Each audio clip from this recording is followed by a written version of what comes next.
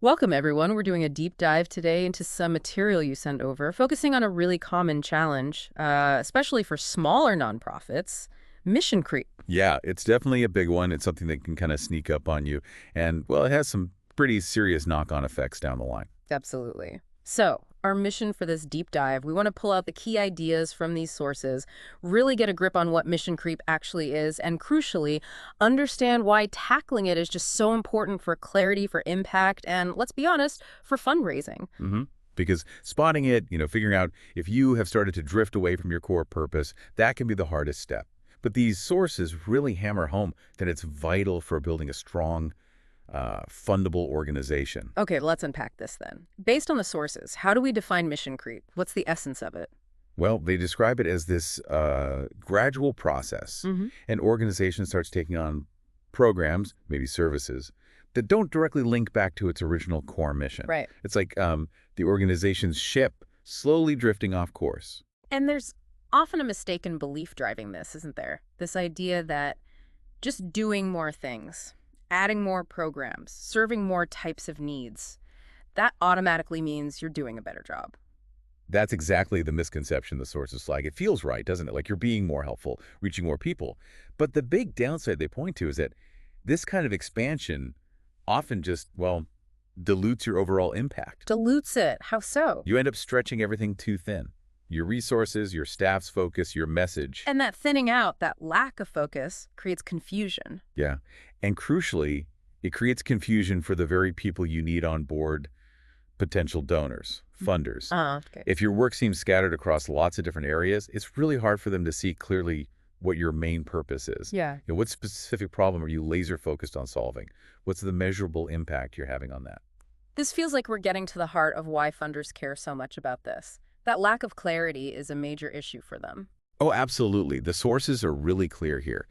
Funders, they aren't just, ticking boxes. They're assessing risk. They're looking for potential return on impact. Return on impact. Right. So if your story isn't super crisp, if you can't say, look, this is the specific problem we solve, and here's how, that's a red flag for them. Because Scattered programs usually mean scattered data.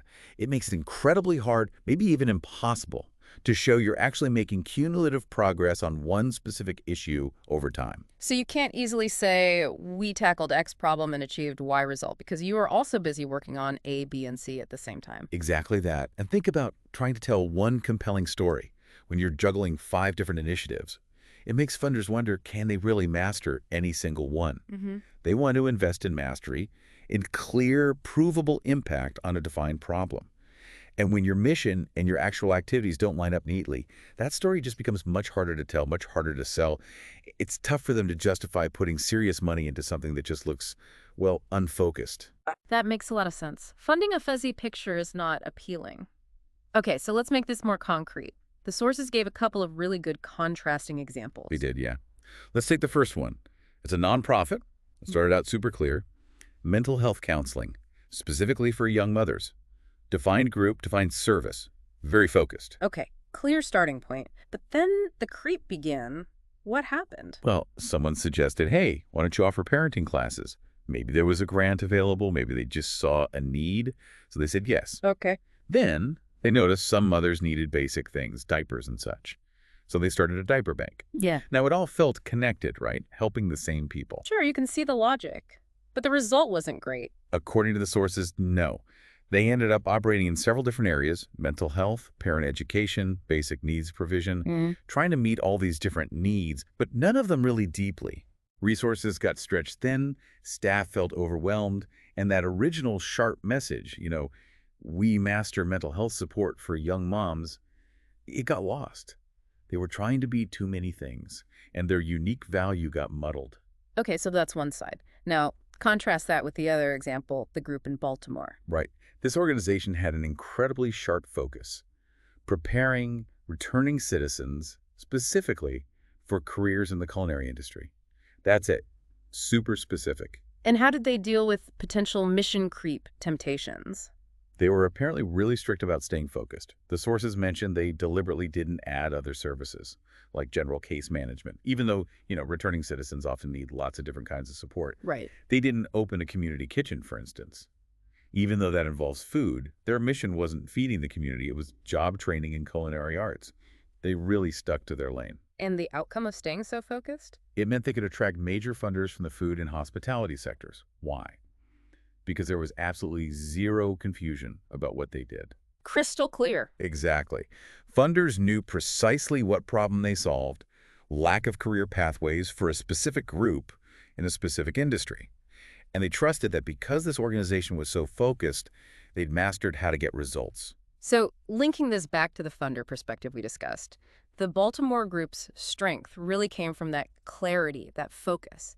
They could show a direct line, mission, activities, specific outcomes in culinary careers. Yes, staying in their lane wasn't limiting for them at all. It was actually empowering. It built trust. It made their case for funding incredibly strong. This really drives the point home. Okay, so for you listening right now, maybe asking yourself, is my organization creeping? The sources offer a kind of practical exercise, don't they? They do, yeah.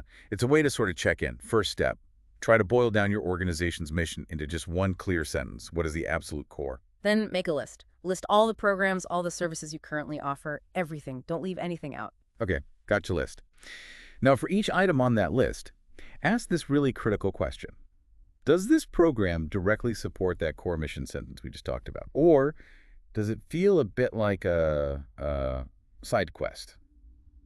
Related perhaps, maybe even a good thing, but not really central to the main mission. And if it feels like a side quest, the sources say it's useful to think about how it got started. Was it maybe external pressure, a specific grant opportunity that came up, one that wasn't a perfect fit, but, seemed too good to miss? Understanding why it started can be really telling. And based on that reflection, there's a suggested follow-up. Right.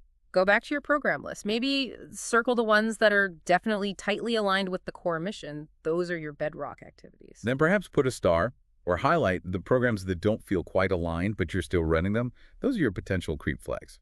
And the final step, the action part.